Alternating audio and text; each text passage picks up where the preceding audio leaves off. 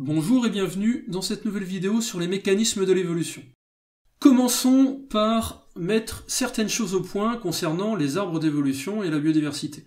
Vous savez que sur la Terre, il existe énormément d'espèces différentes, et bien toutes ces espèces, on est capable de les classer en fonction des caractéristiques qu'elles présentent en commun. Et grâce à ce classement, on va pouvoir créer ce qu'on appelle des arbres d'évolution, ou encore des arbres phylogénétiques, qui ressemblent à ceci. Donc on voit que dans cet arbre, on a un certain nombre de branches qui sont reliées entre elles par des nœuds, qui sont les croisements entre les branches. Et tout en haut, on a les espèces actuelles. Donc le temps, dans cet arbre d'évolution, se lit du bas en haut. C'est-à-dire que plus on remonte le temps, plus on va bas dans l'arbre. Donc comme je le disais tout à l'heure, au niveau des intersections entre les branches, on a les nœuds, donc qui apparaissent ici en rouge. Et sur chaque nœud, en fait, correspond un ancêtre commun. Et enfin, sur les branches verticales, on peut représenter également l'apparition des différents caractères. Donc en fait, pendant ces laps de temps, les espèces peuvent évoluer en acquérant un certain nombre de caractéristiques. Donc c'est ce qui est indiqué ici en vert. Alors, là, on va juste considérer cette branche ici à gauche afin de simplifier un petit peu les choses. Voilà. Et donc, pour bien comprendre les enjeux du cours d'aujourd'hui, voici ce qu'on va expliquer. Donc on va expliquer comment on peut faire apparaître des caractères sur une population, donc au niveau de ces branches verticales. C'est-à-dire qu'en gros, on va voir les mécanismes qui permettent de faire acquérir pour une population un certain nombre de caractéristiques. Donc ces mécanismes seront la sélection naturelle et la dérive génétique. Et enfin, la deuxième chose que l'on verra, ce sera les mécanismes de spéciation, c'est-à-dire ce qu'il se passe au niveau d'un nœud. C'est-à-dire comment, à partir d'une espèce, on peut obtenir deux espèces. Donc ça sera les mécanismes de la spéciation que l'on verra en grand 2. On va donc commencer par les mécanismes de l'évolution, c'est-à-dire les mécanismes qui permettent de faire acquérir à des populations un certain nombre de caractères. Ces mécanismes, ils sont au nombre de 2. On a la sélection naturelle et la dérive génétique. Et donc, on va commencer par la sélection naturelle. Alors, la sélection naturelle, ce terme fut employé pour la première fois par Charles Darwin en 1859 dans sa théorie de l'évolution. En fait, Darwin était allé un petit peu auparavant dans les îles Galapagos, dans lesquelles il a pu étudier tout un tas d'espèces, et ce voyage lui a donné l'idée de créer cette théorie. Au retour de son voyage dans les îles Galapagos, Darwin a étudié ce qu'on appelle les pinsons de Darwin, c'est-à-dire une série d'espèces d'oiseaux qu'il a recueillies au niveau de chacune de ces îles. Et il s'est rendu compte que, malgré leur grande ressemblance, ces pinsons n'étaient pas vraiment identiques. Ils avaient des petites différences morphologiques et surtout au niveau du bec. Et en fait, ensuite, il a mis en corrélation ces différences morphologiques du bec avec le régime alimentaire qui pouvait être trouvé sur chacune des îles. Il y a certaines îles où il y avait un petit peu plus de graines difficiles à mâcher, on va dire, et donc, comme par hasard, sur ces îles-là, on trouvait des pinsons avec des becs assez larges, alors que sur d'autres îles, on avait pas mal d'insectes, et bien là, on trouvait des pinsons avec des becs un petit peu plus petits, donc capables de manger ces insectes, etc. Et donc, c'est en voyant ces différents types de pinsons que Darwin a eu l'idée de sa théorie de l'évolution et donc de la sélection naturelle, à savoir que le milieu sélectionnait un type de caractère. Donc lorsque le caractère devient avantageux par rapport au milieu, alors ce caractère est sélectionné. Et c'est ça la sélection naturelle. Alors pour bien comprendre ce qu'est la sélection naturelle, on va prendre un exemple, qui est un exemple classique, et c'est l'exemple de la phalène du bouleau. Alors la phalène du bouleau, il s'agit d'un papillon. Et la particularité de ce papillon, c'est qu'on a deux types de phénotypes bien distincts. On a des papillons qui vont être plutôt sombres et des papillons plutôt clairs. En 1848, on a recensé les populations de phalènes et il se trouve que les papillons de couleur sombre étaient très minoritaires par rapport à ceux de couleur claire. Mais ces proportions vont ensuite changer. Pourquoi ? Parce que les phalènes, comme leur nom l'indique, se posent naturellement sur les troncs de bouleau qui sont clairs. Or, une pression de prédation est exercée sur eux par pas mal d'oiseaux prédateurs. Et il est assez facile de comprendre que les oiseaux prédateurs repèrent plus facilement les papillons sombres sur des troncs clairs que des papillons blancs sur des troncs clairs. Donc c'est pour ça que ce phénotype-là sombre se trouve être grandement minoritaire en 1948. Mais après, la donne va changer.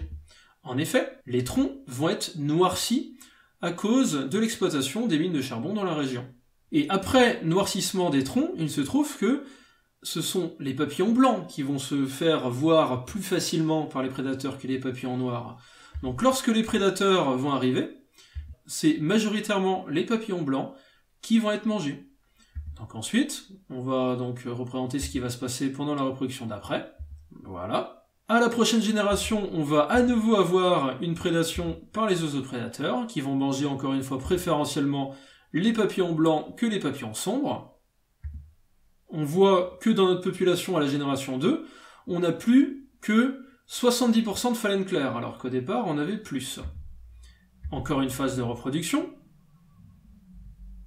puis encore une phase de prédation, et là on s'aperçoit qu'à la génération 3, après l'attaque des oiseaux prédateurs, on n'a plus que 44% des phalènes claires. Encore une phase de reproduction et une phase de prédation plus tard, eh bien on s'aperçoit qu'on a maintenant, dans la population finale, plus que 14% de phalènes claires. Donc on voit que dans notre population de papillons, là, au départ, alors qu'on avait une population en très grande majorité composée de phénotypes clairs, on a en à peine quelques générations, on n'a plus quasiment que des phalènes noires. Donc on a bien prouvé là que l'environnement, donc en l'occurrence les troncs sombres des bouleaux, sélectionnait le caractère le plus avantageux en à peine quelques générations, et ce caractère le plus avantageux, en l'occurrence, c'est le caractère sombre. Alors ensuite, les mines de charbon ont fermé, les troncs sont redevenus blancs, et figurez-vous que eh bien, les papillons blancs sont redevenus assez rapidement, grandement majoritaires actuellement. Donc si je récapitule, qu'est-ce qui fait qu'un caractère peut devenir majoritaire dans une population grâce à la sélection naturelle? Eh bien tout d'abord, il faut que ce caractère soit héréditaire, bien sûr, donc il faut qu'il soit transmis d'une génération à l'autre, et ensuite il faut qu'il fournisse un avantage sélectif à l'espèce qui porte ce caractère. Et l'avantage sélectif, ce qu'il faut bien comprendre, c'est qu'il dépend de l'environnement. On a bien vu que là, un caractère qui était avantageux, donc par exemple lorsque les troncs étaient blancs, peut devenir désavantageux si l'environnement change, et donc si les troncs noircissent. Donc il faut bien comprendre que c'est l'environnement qui va sélectionner les caractères avantageux. Voyons maintenant le deuxième mécanisme évolutif, à savoir la dérive génétique. Alors, pour aborder ce mécanisme-là, je vais prendre l'exemple de drosophiles. On a une population de drosophiles, imaginez, et dans cette population de drosophiles, on a deux phénotypes différents. Donc qui concerne la couleur des yeux. On a des drosophiles où les yeux sont de couleur rouge vif, et d'autres drosophiles qui ont des yeux plus bruns. Bon, on sait que la couleur des yeux chez ces drosophiles est déterminée par un seul gène. Donc ça va être assez pratique à analyser. Et là, il ne va pas y avoir de sélection naturelle, parce que la couleur des yeux ne donne strictement aucun avantage sélectif à l'individu. Donc on va voir si le caractère va évoluer ou pas dans la population. Donc là, on imagine, on prend 20 drosophiles, donc avec 50% de yeux rouges vifs, 50% de yeux marrons, on les met dans une boîte et on les laisse se reproduire. Et donc à chaque génération, on compte les phénotypes, donc combien il y a de yeux rouges vifs, combien il y a de drosophiles avec des yeux marrons, et donc on regarde comment évoluent ces proportions. Alors bien sûr, comme j'ai un peu la flemme de faire l'expérience personnellement chez moi, je vais utiliser un logiciel de modélisation, donc qui s'appelle le logiciel Évolution allélique, donc de Philippe Cosentino, qui est d'ailleurs un logiciel parfaitement téléchargeable d'une manière gratuite sur Internet. Et je vais lancer une simulation. Donc dans l'effectif de la population, j'ai 20, donc j'ai bien 20 drosophiles dans ma boîte, et je vais regarder les évolutions des fréquences des deux allèles, donc des deux caractères, sur 100 générations. Ma fréquence initiale, elle va être de 0,5, c'est-à-dire qu'au départ, j'ai autant de drosophiles à yeux rouge vif que de drosophiles à yeux marron, donc j'en ai 10 de chaque.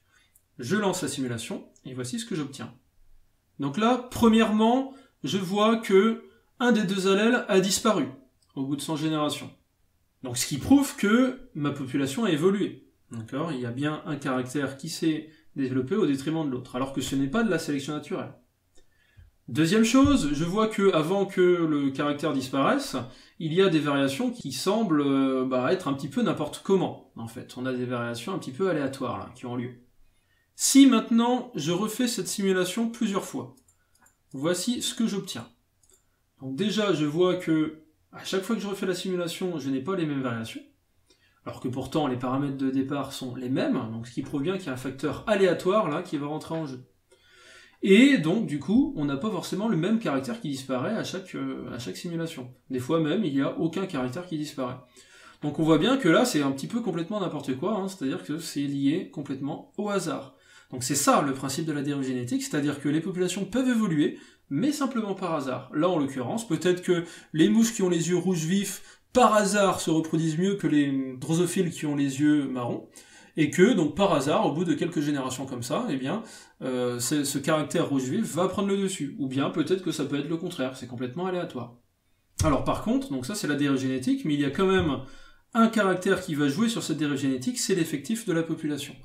Regardez si j'augmente l'effectif de la population. Donc là, j'avais fait mes simulations pour un effectif de 20, donc avec 20 drosophiles dans la boîte. Imaginez maintenant que j'en mets 200. Là, je lance mes simulations. Donc je vois que on a toujours des variations complètement aléatoires, mais ces variations sont beaucoup moins tranchées, beaucoup moins importantes que ce qu'on avait pour un effectif de 20. Et d'ailleurs, là, on n'a jamais un caractère qui disparaît. Donc on a l'impression que la dérive génétique, qui était très forte tout à l'heure avec 20 individus, elle est moins importante avec 200. Si j'augmente maintenant à 1000, regardez ce que j'obtiens. Donc on a encore des variations encore plus faibles. Et si maintenant je mets 10 000, qui est la limite du logiciel, eh bien on voit que avec notre dérive génétique, là, on n'a quasiment pas de variation. Donc on voit bien, là, que notre dérive génétique dépend de l'effectif de la population, et en l'occurrence, plus l'effectif est important, moins la dérive génétique va avoir d'impact. Alors, nous allons maintenant passer au grand 2 du cours, donc sur espèces et spéciation. Dans un premier temps, je vais expliquer ce que ça veut dire en fait une espèce, qu'est-ce que c'est une espèce. Et dans un deuxième temps, donc on va voir comment il est possible de créer des espèces, donc comment à partir d'une espèce, on peut avoir plusieurs, donc 2 espèces. Donc en gros, je vais essayer d'expliquer ce qui se passe au niveau d'un nœud dans un arbre phylogénétique. Alors, la notion d'espèce. Donc déjà, il faut bien être conscient qu'il n'existe pas une seule définition de cette notion, mais plusieurs. Et donc on n'en retiendra que 2, qui sont les 2 plus utilisés. Donc la définition biologique de l'espèce et la définition typologique. Alors, commençons par la définition typologique de l'espèce. En fait, on définit par ces définitions donc, que des individus sont de la même espèce s'ils se ressemblent. Alors, la définition biologique maintenant, donc font partie de la même espèce des individus qui sont capables de se reproduire entre eux et qui peuvent obtenir une descendance fertile. Donc, parce que oui, si je prends l'exemple du cheval et de l'âne, donc il s'agit de 2 individus qui peuvent se reproduire ensemble, hein, mais leur descendance est stérile, hein, donc le mulet étant stérile, donc le cheval et l'âne, suivant cette définition, ne sont pas de la même espèce biologique. Alors on pourrait penser que les 2 définitions sont quand même liées, c'est-à-dire que lorsque les individus se ressemblent, en général ils peuvent se reproduire entre eux, quand c'est pas le cas ils peuvent pas se reproduire entre eux. Oui, c'est vrai pour la majorité des êtres vivants, mais on va voir que c'est pas aussi simple que ça. Par exemple, regardez ces 2 êtres vivants, donc ces 2 chiens. Eh bien, ils font partie de la même espèce biologique, parce que la reproduction est possible entre eux. Eh oui, même si c'est assez étonnant. Cependant, on voit bien qu'ils ne se ressemblent pas spécialement, même pas du tout en fait. Donc selon la définition typologique, on pourrait penser qu'ils ne sont au contraire pas de la même espèce. Donc vous voyez que là, bon, est-ce que ces 2 chiens sont de la même espèce ou pas? Eh ben, ça dépend de la définition en fait. Et on a l'exemple inverse. Regardez ces 2 drosophiles, donc Pseudoobscura et Persimilis. Eh bien, il s'agit de 2 drosophiles qui sont vraiment indiscernables, c'est-à-dire qu'ils présentent exactement les mêmes caractéristiques phénotypiques, mais par contre, les 2 drosophiles sont incapables de se reproduire ensemble. Donc, encore une fois, elles font partie de la même espèce typologique, mais pas de la même espèce biologique. Alors, quelle définition utiliser? Évidemment, c'est assez facile de comprendre que la définition typologique est assez peu rigoureuse. En effet, qu'est-ce que ça veut dire se ressemble pas? C'est des critères qui sont parfaitement subjectifs. Je sais pas, est-ce qu'un cheval et un âne ça se ressemble? Ah oui, d'une certaine manière, mais pas tant que ça, donc est-ce qu'on les met dans la même espèce typologique ou pas? C'est compliqué. Donc on comprend bien que la notion d'espèce biologique est beaucoup plus rigoureuse. Parce que, voilà, il suffit de faire reproduire les deux individus, on voit si l'individu qui en descend est fertile, et si c'est le cas, bah voilà, les deux individus sont bien de la même espèce, donc là on a un critère rigoureux. Rigoureux certes, mais est-ce qu'on peut utiliser uniquement le critère biologique? Eh ben pas forcément, parce que le critère biologique, même s'il est rigoureux, est beaucoup plus difficile à utiliser. En effet, imaginez, si on doit à chaque fois faire reproduire les individus, attendre qu'il y ait des descendants, tester la fertilité des descendants, etc., bah, tout ça c'est extrêmement compliqué, ça prend beaucoup de temps. Quand un naturaliste vient dans un écosystème pour regarder quelles espèces sont présentes dans l'écosystème, il va bien sûr utiliser uniquement le critère typologique, parce qu'il n'a pas que ça à faire de récupérer tous les individus, de les faire se reproduire entre eux, etc. Et on a également le cas des fossiles. Donc là, on a deux ammonites. Les ammonites, elles ont disparu depuis 65 millions d'années. Donc là, ça va être difficile de les faire se reproduire ensemble. Donc le critère biologique pour les fossiles, il ne peut pas être utilisé, en fait, même s'il est plus rigoureux, parce que si les individus sont disparus depuis longtemps, on ne peut pas les faire se reproduire entre eux. Donc là, il n'y a que le critère typologique qui peut fonctionner. Voilà, donc tout ça pour dire que cette notion d'espèce, il s'agit de quelque chose d'artificiel, qui a été créé par l'homme, mais qui au final, ne veut pas forcément dire grand-chose.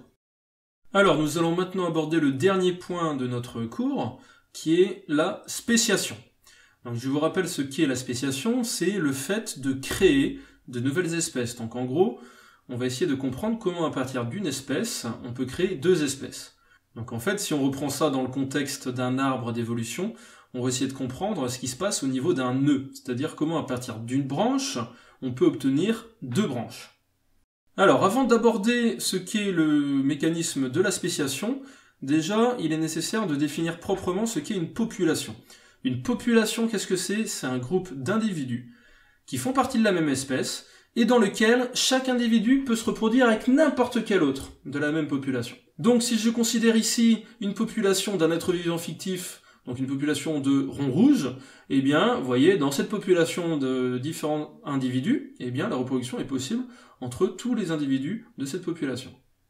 Alors, pour qu'il y ait une spéciation chez mes ronds rouges, là, il faut tout d'abord qu'il y ait un isolement reproducteur. Qu'est-ce que ça veut dire, ça? Eh bien, ça veut dire qu'il va falloir que ma population initiale soit scindée en deux. C'est-à-dire qu'on obtienne deux populations, ou plusieurs, à partir de cette même population initiale. En général, comment ça se passe? C'est tout simplement une barrière qui peut se former au sein de cette population et qui va donc permettre de séparer deux populations bien distinctes. Alors cette barrière, elle peut être de différents types, ça peut être un cours d'eau, ça peut être une rivière, une montagne, une calotte glaciaire, une barrière climatique, ou ce que vous voulez. Tant que la barrière empêche les échanges de gènes entre les deux populations, c'est-à-dire empêche qu'il y ait une reproduction entre les deux populations. Dès lors, mes populations vont se mettre à évoluer d'une manière distincte. C'est-à-dire que comme il n'y a pas de reproduction possible entre les deux, on aura une évolution indépendante de part et d'autre de cette barrière. Or, on a vu que l'évolution dépendait principalement de deux mécanismes, la dérive génétique et la sélection naturelle. La sélection naturelle, on a vu que ça ne dépendait pas du hasard, mais du milieu, mais le milieu de part et d'autre de la barrière, il n'est pas forcément le même. De même, il y a aussi un effet du hasard dans cette évolution, par la dérive génétique, mais également par les mutations qui sont développées. Donc effet du hasard plus milieu qui n'est pas forcément le même de part et d'autre de la barrière, ça voudra dire que l'évolution ne se fera pas forcément de la même manière. Et c'est ainsi que mes deux populations, donc à gauche ou à droite de cette barrière, ne vont pas évoluer de la même manière.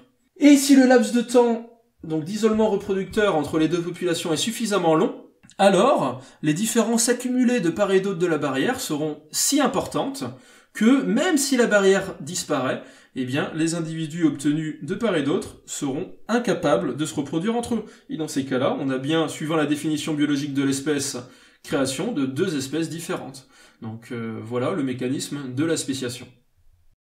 Voilà, ça sera tout pour aujourd'hui, mais je pense que c'est déjà pas mal. Donc en espérant que vous ayez compris tous les mécanismes qui sous-tendent tout ça, et moi je vous donne rendez-vous pour une prochaine vidéo.